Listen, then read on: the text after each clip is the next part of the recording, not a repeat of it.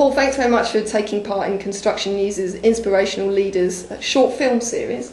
I'd like to kick off by asking you, how healthy do you think the industry is at the moment, given current concerns about the credit crunch? And do you have a view about how long the troubles, if you think there are troubles, might last for? Well, I think the industry has had a fantastic run for the past number of years, a really fabulous run. There's no doubt that in the past 12 months or so things have slowed down quite substantially, concentrated particularly in housing, but also to the extent in the commercial office sector. Right, okay. And when you look at the root cause of most of that slowdown, the root cause of it is the lack of availability of finance and loan capital. And I think that will be the greatest determinant of the difficulties that lie ahead, which in my view are going to last 12 to 18 months, possibly more. And that change will only come about when there's a return to confidence in the finance sector, in the banking sector, and when there's the availability of finance to fund particularly private projects. Do you think there'll be a kind of a key indicator, that something that will happen which will help that confidence come back? I think the two factors that are most important in determining a change will be sentiment towards banks in terms of confidence, and the ability of financial institutions to lend money to people who want to get on with projects. Right, okay. How can the construction industry as a whole make sure that we don't collectively give off too much of a sense of depression? I say that because obviously in the newspapers it's all about housing, how housing is quite doom-laden. I think we all know that it's not just housing which is being affected, but saying that housing is worst affected. So what do you think we can do as an industry, or can we do anything? Well, in perspective, let's remember the UK construction industry represents 8 to 10% of UK GDP. In total, it's £100 billion of investment annually. So even if we have a setback of 5 to 10%, there's still a substantial amount of investment going on in the industry. And to make that even more exciting, we're just well along the journey for the Olympic Games in 2012. We've got a Crossrail project going on, infrastructure projects right across the country. And in the normal course of business, we've got a transformation education with the building of new schools and academies, and a lot of confidence about them and the transformation they're making to academia and the results of examinations. On top of that, a transformation in the quality of housing in the social housing area, both in terms of decent homes programme and new build. And right across the piece, there's a substantial amount of projects and opportunities, and you can drive through any city, anywhere in the UK, and look around, and there's at least one major construction project in which you can take considerable pride. I think there's a lot for the industry to feel good about. Right, I see. And do you think the average kind of Joe on the street realises that it's not all doom and gloom in construction? No, because I mean the natural tendency is to thrive on bad news, not to revel and celebrate the good, which we do occasionally and for short periods. But there is an awful lot of stuff about that I think should make us very proud. If you drive through Birmingham today, it's been transformed as a city.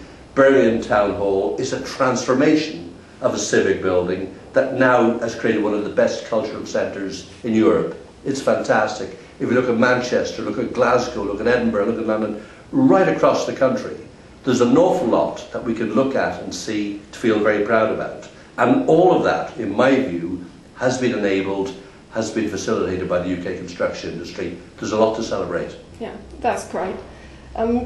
What do you think, during this fairly tough period, what do you think the main dangers are in terms of the industry adopting or reverting to maybe some not so great past behaviours? I mean, for example, disputes, payment problems, those kind of things which come with in times of pain. What do you think the risk is?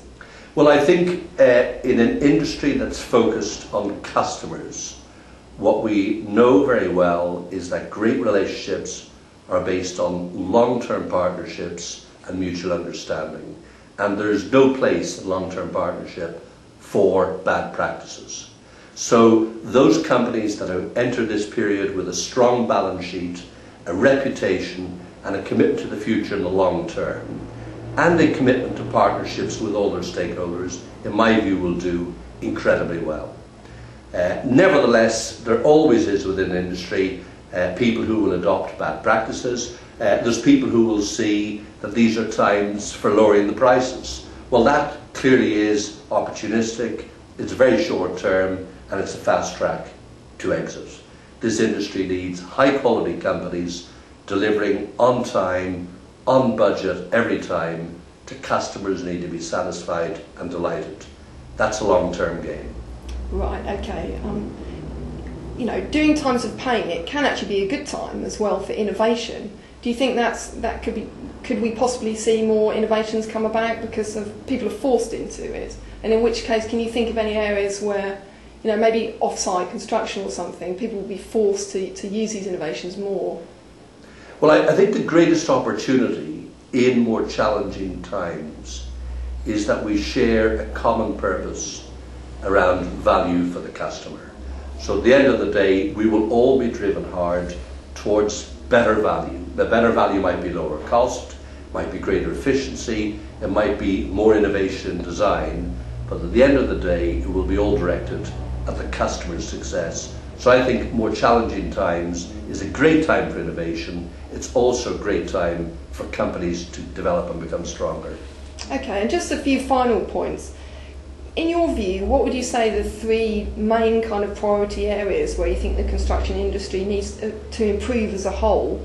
And also, you know, what can companies practically do to achieve those? I'd highlight three areas for improvement over the next few years. The first would be in terms of safety performance, where the industry still has significant opportunity to make progress towards an injury-free environment.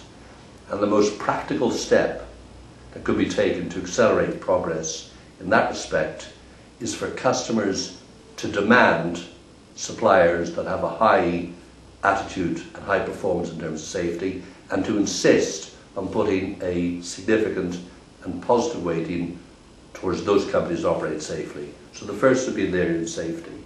The second would be in the area of performance.